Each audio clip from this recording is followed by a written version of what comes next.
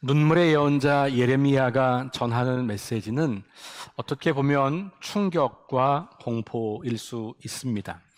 모든 것을 다 쓸어버리겠다는 엄중한 심판을 경고하기 때문입니다. 물론 이것은 예레미야만 그런 건 아니고 이스라엘 백성들의 예언자들이 계속해서 하나님께 돌아오지 않는 백성들을 향하여 외쳤던 선포이기도 합니다만, 특별히 예레미야는 그런 부정적이고 파괴적인 언어들을 조금 더 사용하고 있고, 본인의 소명을 말할 때 하나님께서부터 그로부터 받은 소명을 이야기할 때 그런 언어들을 사용하게 됩니다. 1장 4절부터 10절까지 내용이 하나님께 소명을 받는 예레미야의 모습을 우리에게 보여주고 있습니다. 4절에서 하나님이 자신에게 말씀을 주셨다, 하나님 말씀이 나에게 임했다, 이렇게 고백을 하고, 이어서 5절에서 하나님이 자신을 이미 태어나기도 전부터 알고 계셨고 선제로 택하셨다라고 하는 말씀을 하십니다. 이 말씀은 선지자가 된 것이 자기의 공로나 자기의 노력이나 자기의 자격이 있어서 된 것이 아니다, 전적으로 하나님께서 자신을 그렇게 부르신 것이다라고 하는 고백이지요. 이어서 6절에는 예레미야가 이 말씀을 듣고 저는 못해요 하나님, 저는 말도 잘 못하는 사람인걸요, 제가 어떻게 감히 하나님 말씀을 전하는 사람이 될 수 있겠어요, 전 못합니다 라고 거부하는 장면이 등장해요. 그러자 하나님께서 7절부터 9절 사이에 말씀하십니다. 제가 그 말씀은 그대로 한번 읽어드릴게요. 여호와께서 내게 이르시되 너는 아이라 말하지 말고 내가 너를 누구에게 보내든지 너는 가며 내가 너에게 무엇을 명령하든지 너는 말할지니라. 너는 그들 때문에 두려워하지 말라. 내가 너와 함께하여 너를 구원하리라. 나 여호와의 말이니라 하시고, 여호와께서 그의 손을 내밀어 내 입에 대시며 여호와께서 내게 이르시되 보라, 내가 내 말을 내 입에 두었노라. 하나님께서 이 예레미야가 저는 말을 잘 못하는 아이에 불과합니다라고 말하면서 그 소명을 거부할 때 하나님께서 하시는 말씀이에요. 걱정하지 마라.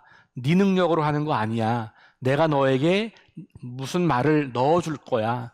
그걸 전하기만 하면 돼. 두려워하지 마. 내가 너와 함께 할 거야. 이렇게 위로하시고 격려하시면서 이 사명을 감당하도록 그렇게 요청하시는 하나님의 말씀을 듣게 됩니다. 자신만 바라보았을 때는 능력이 없고 소망이 없고 뭔가 자격이 없는 것 같지만, 그런 사람을 들어 쓰시는 하나님을 바라볼 때 우리는 그 일을 감당하게 되는 거죠. 지금도 우리가 하나님 앞에 설 때 동일한 모습일 것 같습니다. 많은 분들이 저는 못해요, 저는 자격이 없어요, 저는 믿음이 부족해요, 이런 다양한 이야기들로 우리는 우리의 모습을 보니까 내가 어떻게 그런 일을 할 수 있겠어요 라고 말을 하죠. 한편으로는 겸손한 표현이기도 하고 한편으로는 실제 우리의 모습을 보면 못할 것 같기도 하고, 이런 마음들이 다 들어 있습니다. 그런데 염려하지 말 것은 우리가 하는 일은 우리의 일이 아니라 하나님의 일이시기 때문에 하나님이 이루어 가신다는 거예요. 그 믿음을 가지고 한 걸음 한 걸음 주님을 의지하여 가면 되는 거죠. 누가 문제냐? 할 수 있어요, 내가 할게요 라고 하면서 자기 멋대로 하는 사람들이 문제지, 전 못해요, 할 수 없어요, 그러니 주님 저를 도와주셔야 돼요, 주님 말씀하시면 그대로만 할게요, 이런 사람들이 훨씬 안전하게 하나님의 일을 하는 사람들일 겁니다. 지금 예레미야는 그런 모습을 보여주었고 하나님은 그런 예레미야에게 말씀을 넣어주십니다. 그리고 이 말을 전하라 라고 하는 거예요. 10절에 보면 하나님께서 어떤 말씀을 넣어주셨냐, 6개의 동사가 나오는데요, 이 동사를 한번 살펴보면 이렇습니다. 보라, 내가 오늘 너를 여러 나라와 여러 왕국 위에 세워 내가 그것들을 뽑고 파괴하고 파멸하고 넘어뜨리며 건설하고 심게 하였느니라 하시니라. 그러니까 하나님으로부터 받은 사명이 뭐냐 하면, 모든 나라들에게 가서 하나님께서 너네들을 뽑고 파괴하고 넘어뜨리고 파멸하고 이렇게 할 거다 라는 걸 외치라는 거예요. 듣기만 해도 두렵잖아요. 다 뽑아내고, 다 파괴하고, 다 파멸시키고, 다 넘어뜨리고. 그런데 그게 종결이 아니라 그러고 난 다음에 이어지는 새로운 창조가 있는 거죠. 그 다음에 건설하고 심게 하였느니라. 하나님께서 이런 일을 하시겠다는 거고 이런 것을 전하라는 거예요. 예레미야의 소명은 내가 연구하고 기도하고 준비해서 만들어낸 게 아니고 하나님께서 계획하시고 준비하신 것이죠. 예언자의 소명은 자기 일이 아니라 자기 생각이 아니라 하나님의 일, 하나님의 생각, 그리고 하나님의 그 계획에 동참하는 거죠. 하나님이 하시려고 하는 그 일을 대신 수행하는 사람, 이런 사람들을 우리는 예언자라고 합니다. 오늘 저와 여러분도 다 이 시대에 예언자로 부름받은 사람이에요. 구약 시대에는 그 예언자가 소수의 특별한 사람들이었지만 신약 시대로 오면 모든 그리스도인이 다 제사장이고 예언자이고 선지자입니다. 우리가 개인적으로 다 누구나 말씀을 읽을 수 있고 하나님과 개인적으로 소통할 수 있기 때문에 그런 거예요. 그러니까 이거는 특별한 사람들에게만 해당되는 이야기가 아니라 우리 모든 그리스도인들이 하나님의 말씀을 붙잡고 그 말씀을 전하는 삶을 살아내는 거죠. 핵심은 내 힘으로 내 말을 전하는 게 아니라 하나님 주시는 힘으로 하나님이 주시는 말씀을 전한다라고 하는 거죠. 주목할 것은 이 네 가지 부정적인 단어 뒤에 나오는 건설하고 심는다라고 하는 거예요. 그러니까 하나님께서 행하실 일들은 완전히 없애버리려고 하는 일이 아니라 새롭게 세우려고 하는 일이다. 새롭게 세우려고 하면 잘못 세워진 것들이 무너지는 것이 먼저 있어야 하는 거죠. 그러니까 이것만 보면 하나님은 무자비하고 잔인하고 파괴적이고 분노에 가득 찬 신처럼 보이지만 하나님의 큰 계획을 통전적으로 보면 하나님은 그런 분이 아니라 잘못된 것들을 고쳐 새롭게 바르게 세우려고 하는 그 하나님의 모습을 만나게 되는 거죠. 다시는 세상 나라의 권세와 영광이 흔들지 못할 하나님의 나라, 하나님의 이름이 높여지고 하나님의 영광이 충만하고 하나님의 뜻이 온전하게 이루어질 나라를 건설하고 심으려고 하는 계획을 가지고 그 일들을 추진하고 계신 겁니다. 뒤집어 말하면 하나님께 속한 나라가 세워지기 전에 땅에 속한 나라가 무너져야 한다라는 것이에요. 그런데 이 땅에 속한 나라 중에 이방 나라, 하나님을 예배하지 않는 나라만 있는 게 아니라 놀랍게도 구약 성경은 이 이야기의 대상이 이스라엘이라는 거예요. 이스라엘. 물론 이스라엘을 구원하기 위해서 이방 나라를 심판하는 장면이 나옵니다만 성경은 계속해서 이스라엘 백성, 하나님을 잘 믿는다고 생각하고 있고 하나님을 예배하는 것을 열심히 하고 있다고 생각하고 그래서 하나님이 절대로 우리를 버리지 않을 거라고 믿고 있던 그 이스라엘 백성들도 그 대상이다라고 하는 게 너무 분명한 거예요. 그러니까 하나님께서 이스라엘을 다시 회복한다라고 하는 말은 지금 현재 가지고 있는 모습들 중에 무너져야 할 것, 파괴되어야 할 것, 파멸되어야 할 것, 뽑아내야 할 것들이 있다는 거예요. 그리고 나서야 비로소 그 위에 온전한 하나님의 나라를 이루신다라고 하는 것을 말하고 있는 거죠. 땅에 속한 가치를 추구하는 이스라엘 백성들에게도 동일한 말씀이라는 겁니다. 아니, 그들에게 지금 하고 있는 말씀이라는 거예요. 주 대상이 이방 나라가 아니에요. 오늘 이 소식을 전해야 하는 예레미야, 그리고 오늘 이 시대의 우리들, 그러면 우리는 이 성경을 통해서 이 이야기를 누구한테 전할 수 있을까요? 우리 자신에게, 그리스도인들에게, 교회에게 이 말씀을 1차적으로는 선포할 수 있을 것 같습니다. 우리도 하나님 나라에 속해 있다고 자부하고 있고 하나님 백성이라고 믿고 있고 구원받아서 천국 갈 거라고 믿고 있는데 어쩌면 하나님은 우리를 뽑아내려고 하고 우리를 파멸시키려고 하고 우리를 무너뜨리려고 하고 넘어뜨리려고 계획하고 계신지도 모르겠다. 두려운 마음으로 우리를 돌아보는 거죠. 그러나 다시 말씀드립니다. 그것이 최종적 목적이 아니라 우리를 회복하고 다시 세우려고 하는 하나님의 사랑이라고 하는 것을 보게 돼요. 근데 이 소식을 전해야 하는 예레미야가 얼마나 답답하고 얼마나 고통스럽겠어요.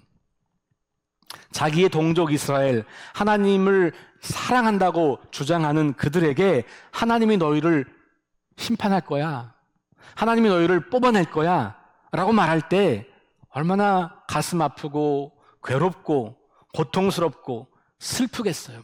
그러니 눈물을 흘릴 수밖에 없는 거예요. 오늘 말씀에서도 슬프다 나의 근심이여, 이렇게 표현하고 있지 않습니까? 이 예레미야 선지자가 고뇌하는 거예요. 괴로운 겁니다. 이 부정적인 소식을 전해야 하기 때문에. 당시 이스라엘은 겉으로는 하나님 나라 백성인 것처럼 보였지만 하나님 눈에 보기에, 그리고 예레미야가 바라보기에 세상 나라를 따르고 있는 이방 나라와 별 차이가 없다라고 보였던 것이죠. 그래서 예레미야가 흘리는 그 눈물은 그렇게 하나님의 심판을 받아 멸망해가는 이스라엘의 운명을 바라보며 안타깝게 흘리는 하나님의 눈물이기도 합니다. 이 눈물에는 깨어지고 망가진 이스라엘을 향한 하나님의 상한 마음이 담겨 있는 것이죠. 예레미야 심판 메시지는 하나님을 떠난 이스라엘을 향한 무자비한 진노의 표현으로 보일 수 있지만, 말씀드린 것처럼 이 눈물로 표현되는 것은 진노가 아니라 안타까움과 슬픔인 거죠. 그 눈물의 저 심연으로 깊이 들어가 보면 우리는 거기에서 하나님의 끝없는 사랑, 그 어떤 것으로도 끊어낼 수 없는 하나님의 그 사랑을 마주하게 됩니다. 그래서 예언자의 눈물은 죄인을 향한 하나님의 사랑, 그 크고 놀라운 사랑이 되는 거죠. 이걸 기억한다면 언뜻 절망 속에 빠져 낙심하기 쉬운 우리에게도 상상도 못했던 소망이 보이기 시작하는 거죠. 그래서 우리는 이 소식을 복음이라고 하는 거예요. 우리가 뽑히고 허물어뜨리고 파멸되는 것을 견뎌낼 수 있다면 그럼 우리에게는 소망이 있는 거죠. 그걸 견디지 못하면 그 상태로 끝나겠지만, 그것을 견디고 우리가 하나님이 다루시는 그 손길에 우리를 맡겨서 우리를 빚어가시도록 그렇게 한다면, 토기장이신 하나님께서 우리를 빚어가시는 것처럼 우리를 빚어가시는 거기에 우리가 우리 자신을 내어 맡긴다면 어느 날 우리는 절망과 고통의 시간을 지나서 찬란한 하나님의 작품으로 빛을 발하게 될 겁니다. 그것이 우리가 바라고 있는 소망이기도 한 거죠. 오늘 우리에게 주신 하나님 말씀, 예레미야 8장 이야기, 눈물의 예언자 예레미야 탄식과 번뇌를 잘 보여주고 있어요. 돌아올 길이 없는 멸망의 길로 폭주하면서도 자신들에게는 하나님이 있으니 망하지 않을 것이다 확신하는 이스라엘을 향한 안타까운 호소예요. 오늘 19절에 보면 백성, 딸 내 백성이 심히 먼 땅에서 부르짖는 소리가 있다 그러면서 그 소리를 말해줘요. 여호와께서 시온에 계시지 아니한가? 그의 왕이 그 가운데 계시지 아니한가?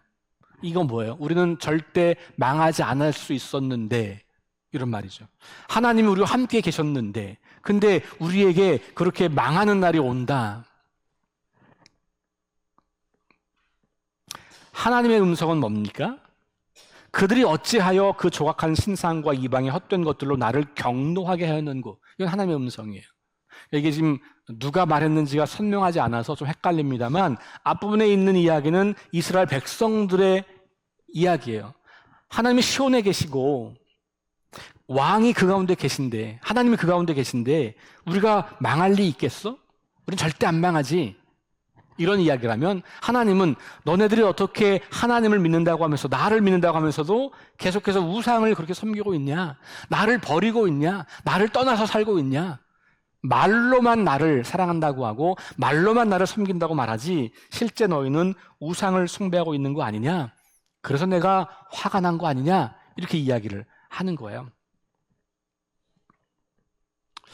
회복 불능의 상태로 망가져 버린 이스라엘을 향한 탄식과 호소입니다. 오늘 성서일과 함께 읽게 되는 시편은 79편이에요. 교독문에 나와 있지 않아서 우리가 오늘 교독을 다른 걸로 읽었습니다만 시편 79편은 아삽의 시입니다. 그는 이 시편을 통해서 다 무너진 예루살렘 성을 바라보면서 탄식하고 슬퍼합니다. 예레미야가 탄식하고 슬퍼하는 것과 같은 맥락이에요. 그러나 그는 낙심하거나 절망하지 않습니다. 그 탄식과 슬픔 속에서 다시 일어서서 이스라엘 공동체가 살아갈 수 있는 길을 보여줍니다. 그게 뭐냐면 회개하는 거예요. 공동체의 죄를 회개하고 하나님의 자비를 구합니다. 심판하신 하나님이 진노하시는 분, 무자비한 그런 무서운 하나님만이 아니라 사실 그 하나님은 사랑의 하나님이셔서 우리가 회개하고 돌아가기만 하면 우리를 언제든지 받아주시는 분이야 라고 하는 믿음이 아삽에게는 있었던 것이죠. 그 멸망의 터전에서 우리가 해야 할 일은 회개하는 거다. 그리고 그 회개를 하고 하나님께 자비를 구합니다. 예레미야 시대의 이스라엘 백성들이 잃어버린 마음이 뭐냐? 회개하는 마음. 아삽은 지금 그 잃어버린 마음을 가지고 자신들의 잘못을 인정하고 회개하며 하나님께 돌아가고자 하는 그 시편을 기록하고 있는 것이죠. 오늘 우리는 하나님의 심정을 가지고 예레미야의 눈물로 그리고 아삽의 통회하는 마음으로 자신과 동료 그리스도인들과 그리고 이 땅의 교회를 향하여 외쳐야 합니다. 일상의 삶에서는 세상 가치를 따라 살아가고 자신의 욕망을 따라 살아가면서도 예수 믿고 천당 가니 괜찮아, 절대로 망하지 않아 라고 하는 교회를 향하여 어서 빨리 돌아오라고, 불의와 함께 예배드리는 우상 숭배에서 돌이키라고, 진정으로 회개하고 하나님을 참 주인으로 삼고 살아가라고, 그렇지 않으면 하나님의 심판이 임하게 되는 거라고 그렇게 안타까운 마음으로 호소하고 전해야 하는 거죠. 그게 오늘 이 시대에 우리가 예레미야를 통해서 배우는 우리의 소명인 것 같습니다. 디모데전서 2장에서는 바울이 그리스도인들이 이렇게 기도해야 할 것을 우리에게 보여주고 있는데 그게 뭐냐 하면 우리의 기도는 개인을 위한 기도로 멈춰서는 안 된다. 개인의 행복과 개인의 영달을 위한 것에서 기도가 멈추면 안 되고 사회적인 불의와 국가적인 죄악들에 대해서 회개하고 기도하고 특별히 지도자들을 위해서 기도해야 할 것에 대해서 말하고 있습니다. 그러니까 우리 그리스도인들의 기도는 나의 욕망에 맞춰져 있는 게 아니에요. 우리의 필요를 구하는 것이 필요하겠지만 우리의 기도는 넓어져야 하죠. 그래서 내가 모르는 사람을 위해서도 이 세상을 위해서도 이 땅을 위해서도 내 마음에 들지 않는 사람들을 위해서도 그렇게 우리는 기도하는 겁니다. 그러면서 이 깨어진 세상이 회복되기를 기도하는 거죠. 바울이 디모데에게 그런 모습을 우리에게 보여주고 있는 거예요. 깨지고 망가져서 도무지 스스로는 회복할 길이 없어 보이는 세상을 향한 하나님의 안타까운 마음을 가질 때 우리는 이런 기도를 드릴 수 있는 거죠. 우리 중보기도 사역팀이 있어서 제가 월요일, 매주 월요일 혹은 격주 월요일에 기도 제목을 올려드리고 같이 기도하고 있어요. 그 가운데 제가 좀 강조하는 건 뭐냐면 우리 성도들이 우리 교회에 수첩을 펴놓고 하루에 한 분, 두 분씩을 위해서 기도하자. 몰라도 우리 교회 성도니까. 거기부터 시작하는 거죠. 우리가 저 멀리 있는 세상을 위해서 기도하는 것도 중요한데 우리 가까이 있는 성도들 위해서도 기도하지 않으면서 무슨 저 세상의 문제를 기도할 수 있겠어요. 그렇다고 하지 말라는 얘기가 아니라 같이 하는 거죠. 우리의 기도의 영역이, 기도의 지평이 좀 넓어질 필요가 있습니다. 맨날 나 혼자, 우리 가족, 우리 교회 여기만 머물러 있지 않고 우리 이웃 교회를 위해서 기도하시고 지역 사회를 위해서도 기도하시고 이 땅 대한민국을 위해서도 기도하시고 세계 곳곳에 일어나고 있는 안타까운 일들을 보면서 기도하시고 그러면서 우리의 기도가 우리 개인의 것이 아니라 이 세상, 특별히 이 세상이 어떤 세상입니까? 하나님이 구원하시려고 하는 세상이잖아요. 내 마음에 안 들어요, 세상이. 나를 너무 힘들게 해. 교회를 힘들게 해. 그런 세상을 위해서 기도하는 게 우리의 자세라는 거예요. 세상을 욕하고 세상을 비난하고 세상을 저주하는 게 우리 임무가 아니라 그런 세상을 향하여서 우리를 욕하고 우리를 비난하고 이 땅을 점점 하나님 없는 세상으로 만들려고 하는 그 사악한 세상을 보면서 기도하는 겁니다. 그 기도가 세상을 움직이는 하나님의 그 놀라운 일에 우리가 동참하는 귀한 사역이 된다는 것을 기억할 필요가 있습니다. 하나님의 이름이 높여지기를 위해서 기도하고 하나님의 나라가 임하기를 위해서 기도하고 하나님의 뜻이 우리가 살아가는 삶의 공간에서 이루어지기를 기도하셨던 예수님의 기도를 기억하지 않습니까? 예수님은 늘 기도하실 때마다 그 기도를 하셨을 거예요. 그러니 이렇게 기도하라고 우리한테 가르치셨겠죠. 이렇게 기도해야 하는 이유가 뭘까요? 하나님 나라의 완성이 점점 다가오고 있다고 하는 것을 알기 때문에 그래요. 우리의 시간표와 하나님의 시간표가 달라서 그 시간을 특정할 수는 없겠지만 우리 그리스도인들의 믿음은 하나님 나라가 도래하고 있다라고 믿는 믿음이에요. 모든 사람은 결국 그때 하나님 앞에 서게 될 것이고 그리고 그 심판을 받게 될 것이다 라는 거예요. 그때 그 심판이 누군가에게는 구원의 소식이 되는 거죠. 해석의 어려움과 논쟁이 많은 예수님 비유가 지혜로운 청지기 비유예요. 이건 해석이 굉장히 곤란한 부분들이 많고 논쟁의 소지가 굉장히 많아요. 불의한 행위를 했는데 의롭다고 칭찬해주는 모습이 있기 때문에 그렇죠. 누가복음 16장 1절부터 13절 말씀, 오늘 함께 읽는 말씀이 그 말씀이거든요.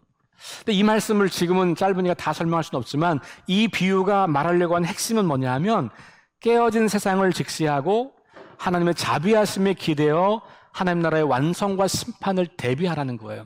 그날이 곧 오고 있다는 거고 그것을 준비하면서 우리는 자비로우신 하나님을 기억하라고 하는 겁니다. 하나님의 자비와 은혜 앞에 서는 일이 중요하다라고 하는 것이죠. 우리 자신과 교회 그리고 이 세상을 하나님 마음으로 바라볼 때 우리는 하나님 나라 백성으로 살아가게 되는 거죠. 삶의 문제만 매달리는 게 아니라 온 세상의 아픔, 온 세상의 고통, 이웃의 아픔과 고통을 끌어안고 하나님의 치유와 회복 사역에 동참하는 삶을 살아가게 되는 겁니다. 세상의 악함을 욕하는 대신 교회와 그리스도인의 타락을 비난하는 대신 안타까운 마음으로 눈물을 흘리게 되는 것, 이것이 바로 하나님 나라 백성의 삶이라고 하는 겁니다. 사랑과 자비의 마음으로 자신을 볼 때 하나님의 마음으로 우리를 보게 되면 우리는 하나님께로 돌아가게 됩니다. 끊임없이 하나님을 반역하고 거절하고 무시하고 내가 주인 되어 살아가려는 욕망을 쫓는 우리를 끝까지 사랑하셔서 우리를 구원하시려고 하셨던 그 하나님, 그 사랑 앞에 우리가 서게 되기 때문에 그렇죠. 그러니까 우리는 이 땅에서 세상 나라가 아니라 하나님 나라를 바라보고 살게 되는 거예요. 그 하나님을 바라보는 겁니다. 그 하나님을 기억하는 겁니다.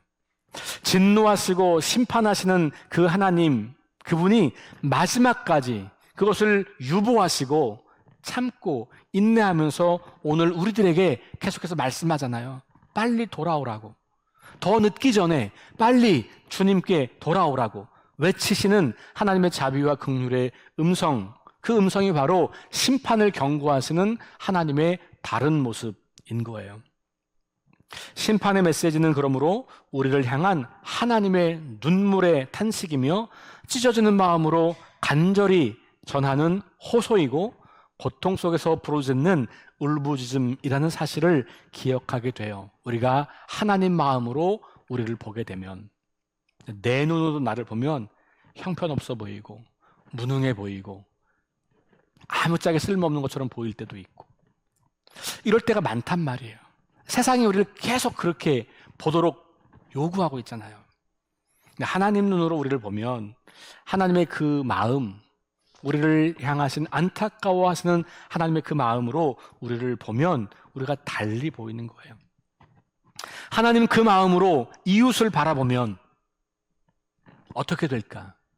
우리의 안목과 우리의 기준이 아니고 하나님의 모습, 마음으로 이웃을 바라보면, 그러면 우리는 하나님을 대리하여 내가 마치 하나님 된 것처럼 심판하고 판단하고 정죄하는 역할을 멈추게 됩니다.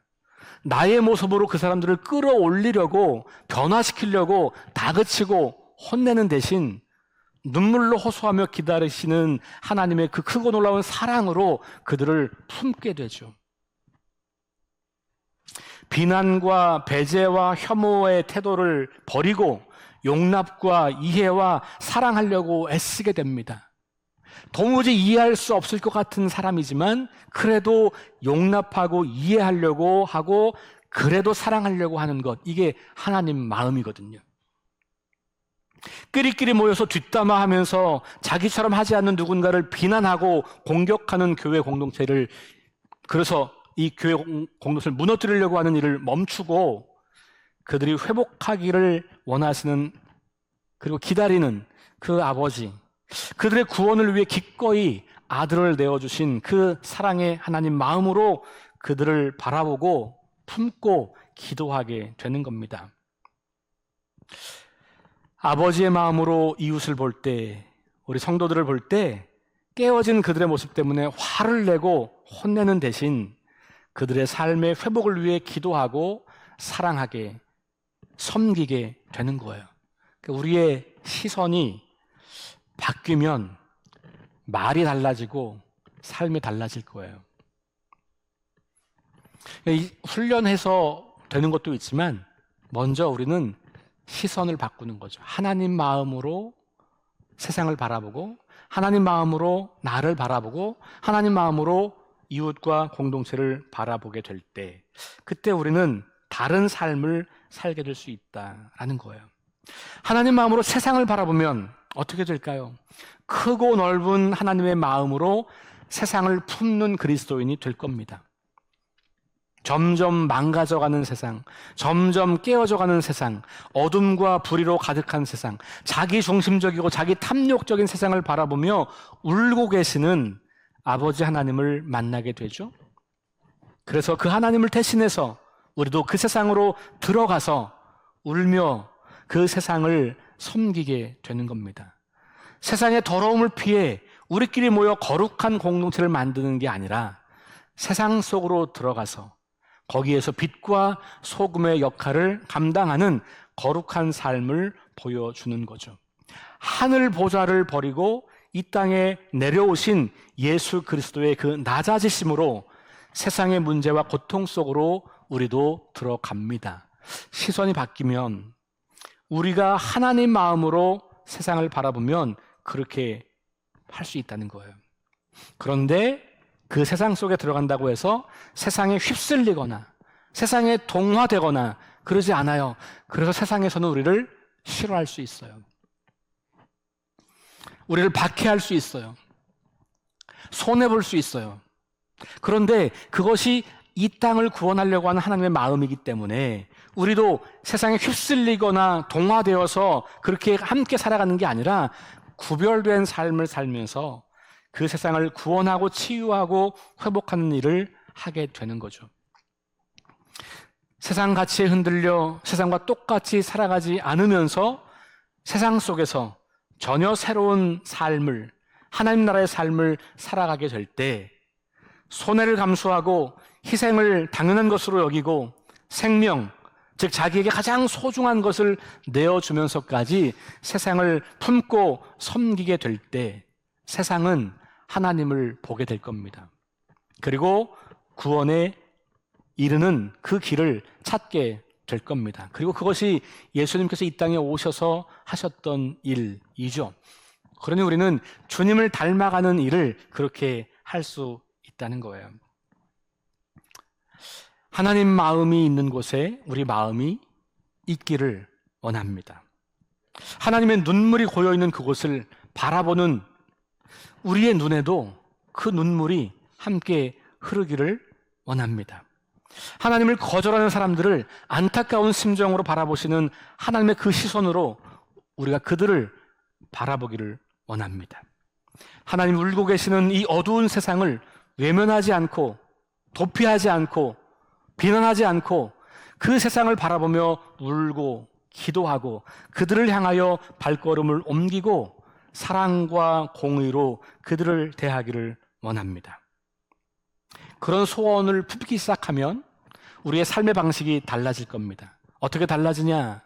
우리가 가지고 있는 자원을 어떻게 하면 그곳에 쓸까를 고민하실 거예요.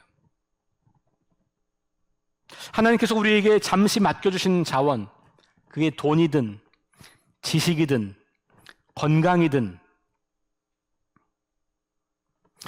그 모든 자원들을 나 자신만을 위해서 사용하는 게 아니라 하나님이 지금 마음을 두고 있는 그곳에 그 자원을 우리는 흘려 보내려고 할 겁니다.